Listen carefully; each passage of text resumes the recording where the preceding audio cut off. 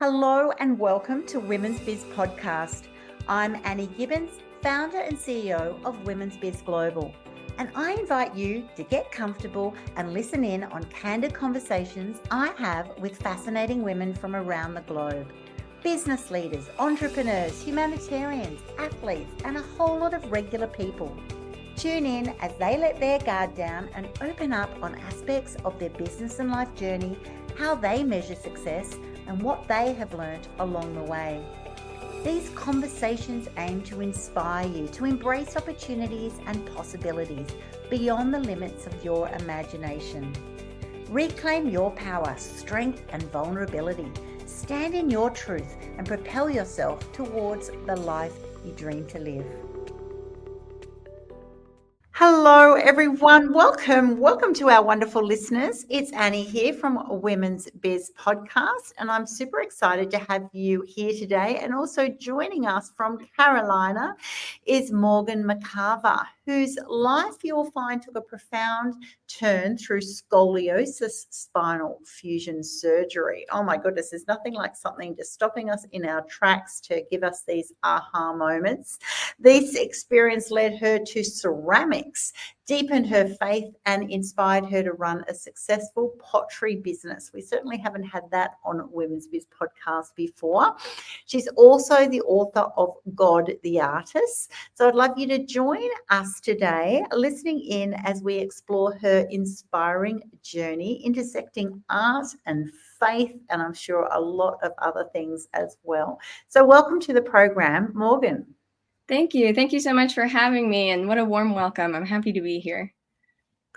It's lovely to have you on the show, and I'd love to just dive into it. Would you be able to share with us all that transformative moment during your scoliosis spinal fusion surgery that I mentioned that led you to really realizing you did have a passion for ceramics? Of course. So I've always been looking for a creative outlet. I was really involved with competitive dancing at the time, growing up. All throughout, my younger years, I was dancing, and I had such a community there, and it's a great way to express yourself through dance. But like you said, I had scoliosis spinal fusion surgery at about age 14. I was in 8th grade. And I had known that I had scoliosis for about 3 years at the time. I had been diagnosed earlier, and I had been wearing back braces to try to correct my curve, or at least hold it in place.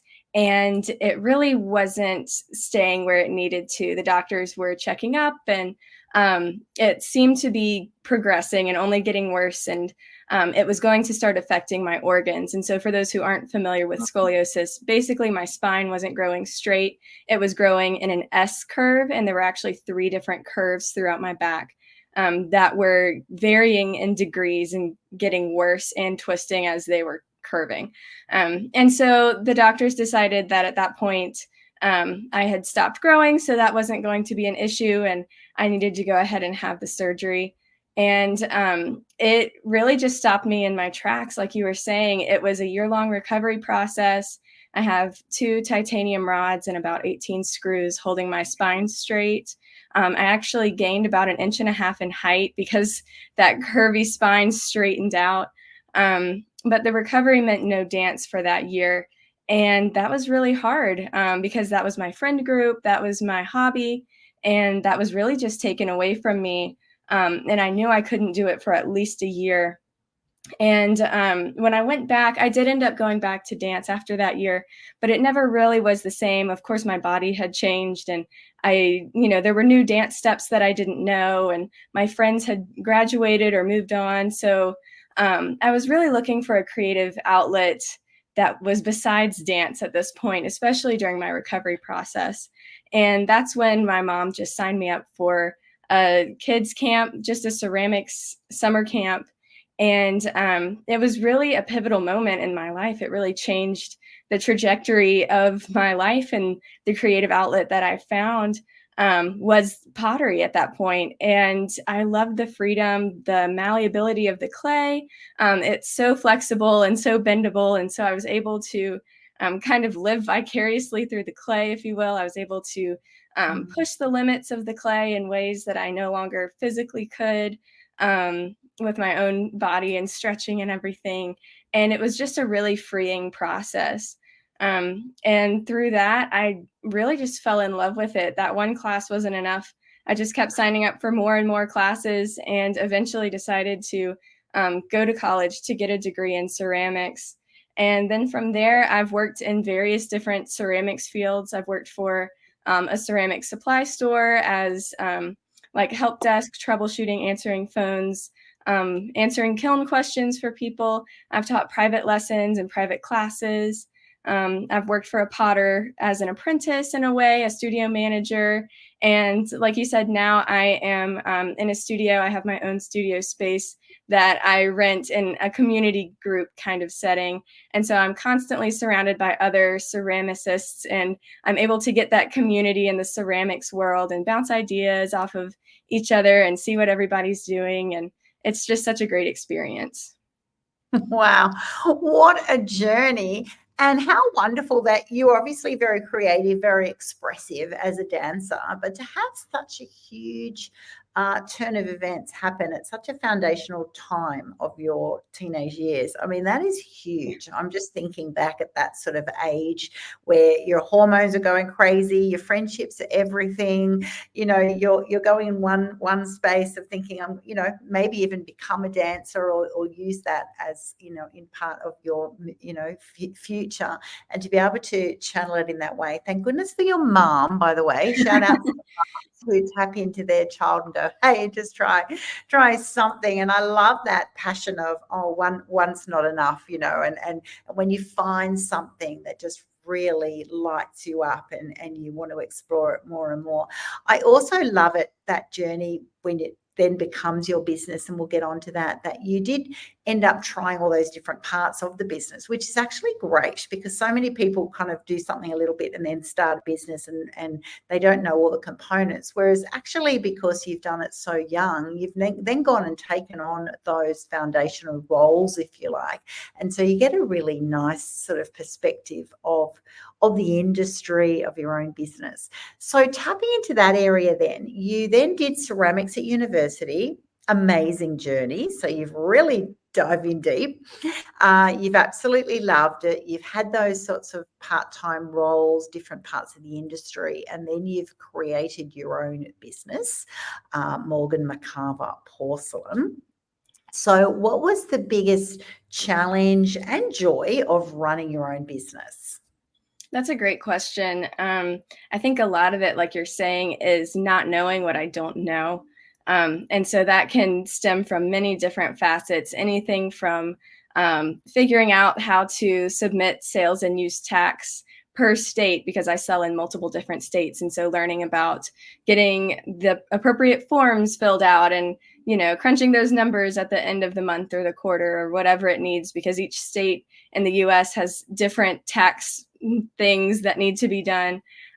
So that has been a struggle, but just learning that there's so many things I don't know. So like you said, I went to a university for it. I went to the South Carolina School of the Arts. It's Anderson University in South Carolina.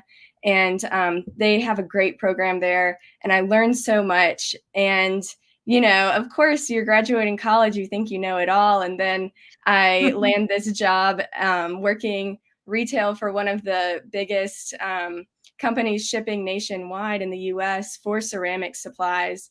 And I learned everything I didn't know, right? So everything from how to fire a kiln, how to take it apart, put it back together, how to troubleshoot.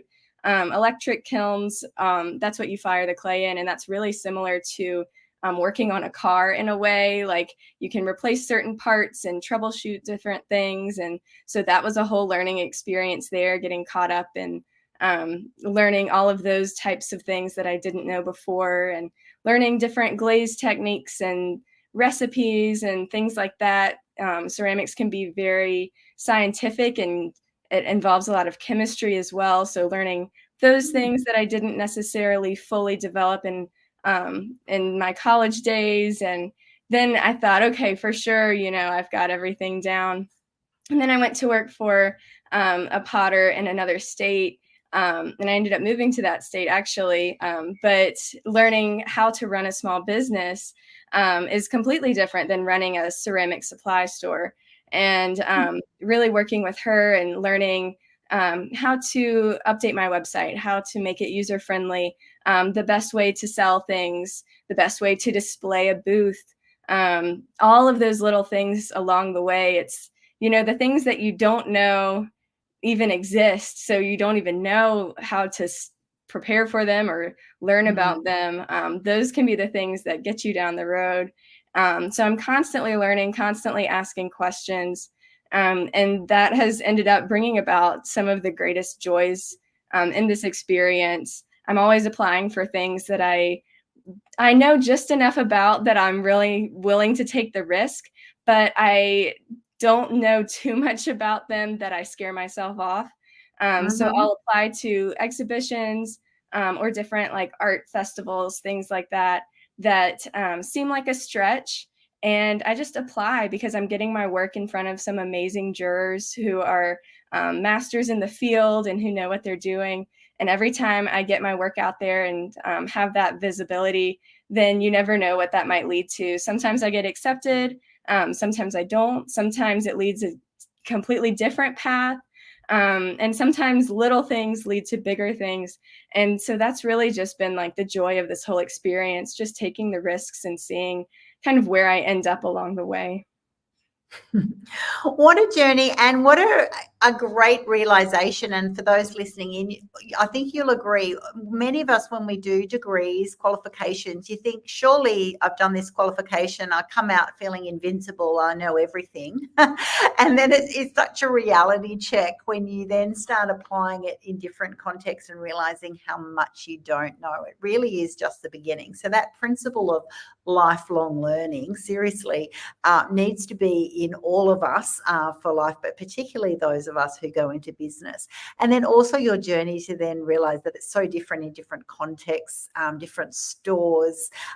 What a journey it is, but how great it is to have those experiences. And I'm sure you'll agree with me, Morgan, that, those experiences are so wonderful, because when you then start your own business, you've then got more depth. You can understand how it works in different contexts, whereas sometimes if you just go from A to B, you don't realize, what it would be like to have a store or do something in a different environment. And I think those learning curves for you, did you learn it yourself, as in go online, do business courses, or have you done it more experientially or with mentors and just asking people along the way? A little bit of both. I actually have a minor in business. I have a double minor in art history and business. And that was my parents' decision, which I am so grateful and thankful for. They've supported me from the very beginning, telling me to take that pottery class. They don't always understand it. They don't understand the late nights I put in. But they've been great in supporting me in that way. But they did say, okay, if you're going to major in art, you've got to have something to fall back on. And so I do have a minor in business. So I have that side, the academic side, if you will, of business courses. And that's really helped me, especially in marketing, learning to have that eye for what sells, what the buyer is looking for, things like that. But then also I really learned a lot just being in the field and getting that hands-on experience, that firsthand learning just how to do a show. And you really don't know until you do a show what you need to do for the next show. So it's constantly building on each other. And, I got comfortable in my home state. And then from there, I started doing shows in other states. And so that opens up, like I mentioned before, different forms, different taxes, different little like registration type things to fill out. So you have like a tax ID number, and everything just builds on itself, which is really, really cool, because you feel like you're kind of like climbing a ladder in that way. Like, okay, I've handled this. I understand enough about this that I can take on something else. And a lot of it's just trying and seeing what works, or like I said, having a community is really nice, asking what worked for them, and going from there. And Reading reviews is also great, especially like for setting up websites, seeing what other artists are using, if they're happy with it, and then going from there.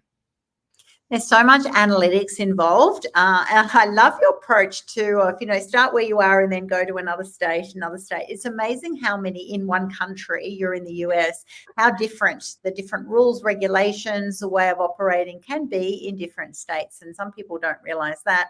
Also, then you've got the physical sales and shows and maybe galleries or all sorts of opportunities for you as an artist. But then you've also got online. Do you sell your product online as well as in a physical store? Is it mainly online?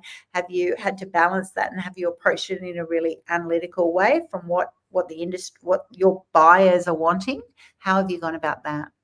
That's a great question. I do a little bit of everything. I've kind of learned for my business approach, I enjoy having my hand in a bunch of different types of baskets. So I have work in galleries between the Carolinas and Tennessee. So I'm selling in physical locations. I'm in about 9 locations now where I drop off my work. They either take commission or I pay to rent a space in their gallery. And I'm getting those checks every quarter or every month. But then I also do festivals, so like weekend type shows or residencies. There's a week-long residency in Blowing Rock, North Carolina that's about 2 hours from me. And so I'll do that sometimes, or I do that about once a year. And it's a really great experience. It's a great like tourist town where people will come in and shop. And it's a great 1 week type thing. So it's kind of, it's high stakes for that week, but it's not something I have to continue to uphold throughout the year, which is really nice. And then I also do sell online. So I have an Etsy shop and I have a wholesale shop on Faire, which Faire is a relatively new website, but it's great for wholesale accounts. So different businesses across the country or internationally can shop my store and buy wholesale. And that's a cheaper price for them. And then I'll ship that out in bulk and then they can resell it. And that way I'm able to get into different states that I might not be able to drive to or willing to fly to for a show because pottery is so heavy. There's really no point in flying to a show. But that way I can get my work in places like California, which is the complete opposite coast from me, and make more sales that way and get my product seen and get more business cards out and more people viewing my pieces. And so I kind of do a little bit of all of 3 of those. And then also a market that isn't always thought of is I do juried exhibitions. And so that's kind of like an art gallery space that's usually set up for a certain amount of time. It could be a week, it could be a month, it could be 6 months. But it's a curated gallery that's been curated by a specific elected juror who's looking at your pieces and deciding, sometimes it's a national show or a regional show, sometimes it's local, and they're deciding what pieces they want in this show. And it's another great way to kind of elevate my work and get that in front of people and also make some sales. And again, I can ship those pieces to other states. And since it's part of a group collective show, I'm not trying to fill a gallery with only my pots. I'm able to sell or ship my best pieces that have been selected, and they've got some prestige now because they've been nationally selected for this exhibition. And then I'm able to get them to different states that way too. So that's a market that not everybody thinks about, but it's a really great experience and it can lead to some really amazing things as well. It's definitely a resume booster. And the more shows you're in, the more you'll be eligible for solo exhibitions or other bigger shows. They can help get into different markets as well. So I try to stay well-rounded in that way, just because I'm not like some TikTok star where something has just blown up in one specific area. So that way I have other areas to kind of supplement as I go along. Yeah, which I think is a really great tactic to have, actually, not put all your eggs in one basket, just to be mixing it around. And as you said, some of them are very time intensive, pressured, that you really want to go in and out over a week or two. It's not sustainable to be able to be at that pace and that environment long term. You've also got costs, because you've got pottery that I'm assuming it has to be wrapped really well because you're not wanting breakages. Plus, it can get heavy. So there's so many aspects of your business that I'm sure are just such a learning curve for you. What has been the biggest challenge for you to overcome so far? One of them has been just hauling my pots around, Yeah. because I am a one-woman show. I'm doing this by myself. And so, especially with my back, I really have a weight limit. I can't really lift over 50 pounds. I just know that about myself. Yeah. And so I have to be careful how I pack things because, I see a box and I just want to fill it. But if I can't lift it, then that's no good. So really taking care of my body as well as working on pottery. That's a balance that I have to work on daily, weekly, just because of my circumstances and because of the physical nature of pottery. Even sitting at a wheel, there's a certain posture and you're holding yourself in a certain way. And it can be very tiring for your muscles, just lifting clay bags and lifting finished pots, bending over to load a kiln. And so that's something I've had to learn. I have ended up switching over to plastic tubs just because I did a show in the rain one year with cardboard boxes and all of my boxes melted. Oh. Um, so I learned that one the hard way, but I'm switching over to plastic tubs and I determine the size based on the type of piece. So like I have a special shape for all of my mugs and I know how many mugs will fit in that box and how heavy that box is and whether or not I can carry it. So just finding ways to adjust and adapt as I need to. It can be one of the hardest parts. I feel like there's always something to adapt to. But it's also a nice puzzle and I love figuring things out. So it makes it fun as well. Yeah, absolutely. Once those cardboard boxes get wet, you'll never use them again. No, and they smell so bad. That is so hilarious. I love what you mentioned before too of the collective. This sense, originally earlier in our interview, you mentioned that you work in a sort of a cooperative sort of space, which is really great. You've got creatives there together, but you also get to know each other and complement each other. And I'm assuming work with each other at different times. And then when you also go into these shows and galleries and opportunities, you're also partnering up with other people. And as you mentioned, it's a great resume booster. It's also wonderful for those connections. You just never know who you're going to be put alongside and you never know where those opportunities will then come from. So it's kind of exciting. You must feel like you're always on this, you never know. You're just on the cusp of getting discovered by someone or, having that branding by association. I'm a big lover of that whole concept that if you're next, you might only have a few products, but you're next to someone else who's got a real following. It can be so valuable. So how have you approached that? And are you acutely aware of the opportunity that lies within being associated with other people who are possibly further ahead on their journey? Yeah, that's a great question. Festivals are really fun in that way because I really get to become friends with my booth neighbors. And so I've made some really amazing friends. And then show season here is usually fall, winter, kind of aligning with Christmas and the holidays.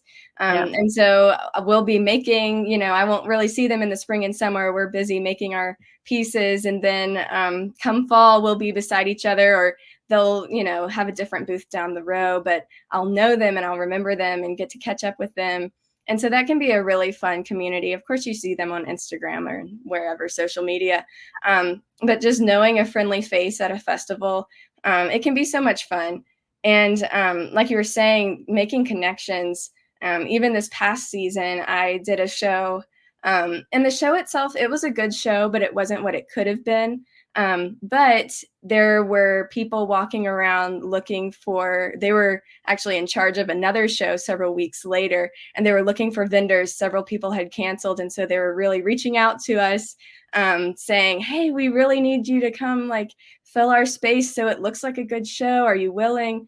And so that led to one of my best shows of the season. And so it's constantly networking where you don't even know it's going to be a network. Like I thought those were just customers coming by and admiring my pieces, but they were really scouting out some artists who they thought would be a good fit for their show. And so it's constantly things like that. Even the 701 Center for Contemporary Art that happened 2020, like right around the pandemic. It kind of ended up overlapping the pandemic, unfortunately, but we were still able to have the exhibition. And that was something I just took a risk and applied for. And it's a show, it was specifically for those artists living in South Carolina at the time, which I was. And it was relatively prestigious, and I had no idea. But I thought, I could do what they're asking me to do. And the prize seemed really cool. It was like a residency opportunity. And so I applied for that. And I made it in the top 3, which meant I got to exhibit some of my artwork in the space with the other 2 artists in the top 3. And so that was a really amazing experience. It was in the heart of, it was actually in the capital of South Carolina. It was in Columbia. And just being able to take my work and show in the Capitol, that was really amazing. And I did not win, but I was the youngest to make it that far. And I thought, that was a great run. I wish I would have won, but that's okay. But because I had done that, I had pictures of me being able to fill a gallery space and pictures of my work in a gallery setting. And that actually led to the artist residency in Blowing Rock, that I've mentioned I've done for the past 2 years. And so you never know what kind of networking you can do, even amongst people who like aren't potters, other artists or other gallery owners or other things that you think this isn't going to go anywhere. And just, because I had those pictures and I had some connections of different things for different events, I was able to get into like that show that I wouldn't have gotten into if I hadn't had done the previous show, or I was able to get into that residency that I wouldn't have been able to if I didn't do the first finalist type thing. So there's different elements like that are just constantly, it's such a web, and it's amazing how many artists are just willing to help you and give you advice along the way, which I think makes it a really beautiful community in that way. Absolutely. And congratulations to you. I think that's absolutely incredible what you've achieved at a young age. And I just love your attitude of, give it a go, you never know, and that's right. Coming third, it's like, oh, disappointed. We all want to win, like anyone who's competitive wants to be the best. And it's your desire to get there. But also by being third, one, you're in that space, you've had those advantages. Plus you also get very close proximity and observations of, well, why did that person come second and why did that person come first? And so there's so much learning in that opportunity when you embrace it, rather than go, oh, well, I didn't win. It's like, no, but you were in a position which was a golden opportunity to really take you to that next level. So congratulations to you for doing that. I also want to talk about your book. You wrote a book called God the Artist, which has got such a captivating title. What inspired you to write it, and how does the theme of faith intertwine with your experiences that you're having? So all of this started about the time I was graduating in 2019. Anderson is a Christian university, and so my professors were good about incorporating our faith with our work. And I was really looking for a book to read. There's so many Bible verses about pottery that I was really looking for a book to kind of culminate all of these verses and give that ceramics Christian standpoint. And I couldn't really find what I was looking for. And so at that point, the Holy Spirit had just put it on my heart that I could start working on something like that. I could start compiling those verses. And I had never read through the Bible all the way through. And so I began that in 2019, and I got an archaeological study Bible. It's the it's the ESV version of the archaeological study Bible.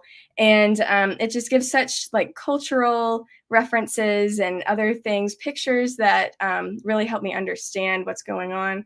And I really just started delving deep into that and picking those pottery Bible verses out and interpreting them from my ceramics background and my background as a Christian.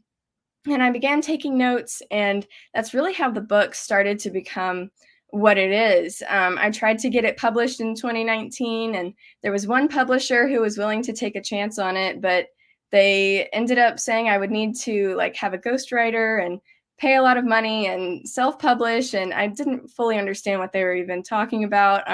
But pretty much they were saying that the manuscript was not where it needed to be, and I needed to have someone come in and get it to a point that it could be readable. And so I prayed a lot about it, and I just felt the Holy Spirit at the time saying I needed to put that on hold. I needed to wait for more experience. And so in that time, that's when I went to work for the ceramic supply company. And after a couple of years, I went to work for the potter as an apprentice. And so I got all that experience that I didn't even know I needed, like we were talking about earlier. And then this past January, the Holy Spirit really said, you need to revisit that. And so I started revisiting it. I wrote it in about 2.5 weeks. I started reaching out to publishers then. One publisher got back to me, and the representative there, Terry Wallen, he said, this could be good, but it needs to be longer.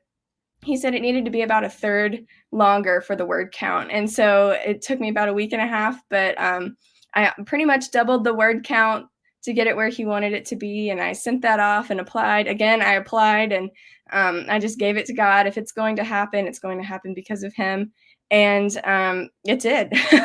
And I was so happy to get that acceptance letter this past April. And it's just been a crazy experience. Again, I'm learning so many things that I didn't know. Everything from how to market a book, how to publish a book, how to be a host on a podcast, all these things that I've never done. Now I'm doing them, and it's just a crazy experience, and I'm loving every minute of it. What have you learned most about yourself then in that journey? Like, you've got those times that you do it, you think you've got it right, and then someone else tells you, it's not up to this grade, but then suddenly you've got this new opportunity later on, and then you can do something in a week and make a massive change happen. Do you know what I mean? It's crazy sometimes. For you, has it all been mindset? Has it actually just been you needed to know what was required? What was the biggest growth opportunity for you? That's a great question. It depends, I think, on the situation. Speaking about the book specifically, I really didn't know a word count for a book. And so I just kind of had no idea. And the first manuscript, I admit it was pretty bad. And I think that was a lot of things kind of culminating together. I hadn't fully come full circle, able to look back at my scoliosis experience and see the good that had come of it, and see that that was the moment that really led me on the path of ceramics. And that took a while. That took over 10 years for me to be able to get to that point, because before that, I didn't really want to talk about it. And so the first manuscript didn't really talk about my experience and how I discovered pottery. And that's such a blessing that the Lord had given me to be able to understand pottery from a Christian standpoint. Without the scoliosis experience, I might not have ever picked up clay in the first place. And of course, that needed to be an element of the book. And so some of that was just me growing in a way to be able to accept what happened and to be able to come full circle and see, yes, I'm not as flexible as I was. And yes, there's going to be things that I'll never be able to do again. And whatever it is, I'll probably, always struggle with body image to some certain degree. And there's things that I'll always work on. But I'm able to look back and see, if that moment had not happened in my life, then my story wouldn't be what it is. And I'm just so thankful and grateful that the Lord had given me that specific story, and honored that he's allowing me to share that story in that way, because he could have given it to anybody. And so now I'm feeling almost a sense of catching up I haven't shared this in so long, and my story can help so many other people. And it's amazing how many people know someone with scoliosis or have had back problems themselves, and being able to connect in that way that I haven't even tried to connect with fellow humanity for 10 years. I really feel like now that's what I'm supposed to be doing. I'm supposed to be sharing my story. And so I think all of that kind of culminated in January, and through different circumstances. I had a lot of free time, and it was cold, so I was inside anyway. And it really just started to flow. And I think that's another thing about art as well. Everything's in a cycle. And especially with ceramics, you have to make it and then fire it. and then glaze it and then fire it again. And I love that cycle. And I think that's the same, especially with my writing process. I need that cycle of working or resting or revisiting and coming back. And I don't want to do the same mundane thing every day. I'll get so bored. But the cycle is really what kind of refreshes me and keeps me going. Mm. Mm. Oh my goodness. I'm just imagining the listeners listening to this story and resonating with your growth experience of realizing that you need to be in the story. And what I mean by that is, I'm a publisher myself and an author, and often we get so stuck in writing the information, what people need to know. And it's the research for you. It's that research into the Bible, research into your craft, what you're trying to share. And then that classic moment of someone going, what's missing in this book? You. And it's like, oh, how much of me should I share? Is that really of value? Whereas actually that's like the huge part. It's how your journey, your story has put all those bits together and why it's meaningful and why it's powerful to the listener. The same as those listening in today would be listening to your journey going, oh, it's really interesting to hear Morgan, and to find out why it's been powerful for you. So I'm so thankful that you did have that learning opportunity and you got there in the end, because now it's just the beginning of that next chapter. And what I've heard in this conversation today is just so many learnings and evolutions of who you are becoming as a woman, as an artist, as a businesswoman, to be able to constantly be assessing and modifying what you're doing, why you're doing it, how you've got other opportunities to grow. And I think that's one of the biggest tips for our listeners to have listening in on this podcast. So thank you so much for being on the program today. It's been a really fantastic journey into the world of pottery and health, self-care, real awakenings with a business model. I think it's been a really fantastic conversation, and I'm really thankful that you've shared with us so openly today, Morgan. Yes, thank you so much for having me. This has been just such a great time. I've enjoyed every minute of it. Fantastic. Thank you. Thanks so much for tuning in to this episode of Women's Biz Podcast. I'm Annie Gibbins, founder and CEO of Women's Biz Global. And if you would like to fast track your future success, pop on over to womensbizglobal.com, where you can find out how our coaching, media and publishing opportunities are helping women just like you to become and be seen as the trusted authorities in their niche. Inquire today and start reining in the abundance you desire.